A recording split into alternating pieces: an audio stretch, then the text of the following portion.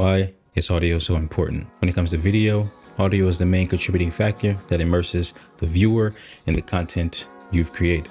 Audio is so important that with audio alone, you can create an immersive world with words through a podcast or simply telling a story. And environmental elements like a campfire, a cabin, the dorm's commons are all environments that only help intensify the story.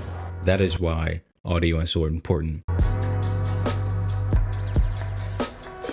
If you're not one for using words, you can tell a story with only visuals and sound design. But recently, I've been hearing from creators I watch that audio quality is more important than video quality. Do you agree? Yes? No? Maybe?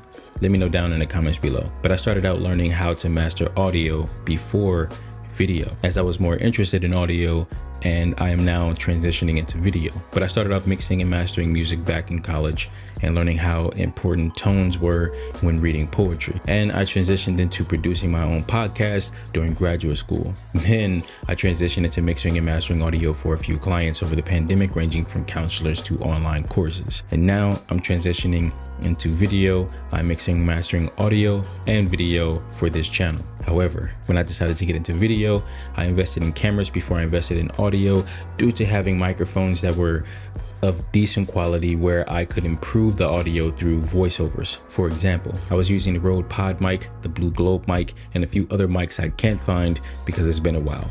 But here are my collection of audio devices that I use to capture audio for video. The first is the Rode Video Micro, being my first ever on-camera microphone. The Deity V-Mic D3 being my second, the Rode Wireless Go third, and the rest were my most recent purchases, like the Deity V-Mic D3 Pro, the Pico Gear system, and the X5 U6. I've yet to actually use the Pico Gear system just yet, but I have used the X5 U6 on a few videos already. And with that, I am working on a project where I'll be putting the Pico Gear to use.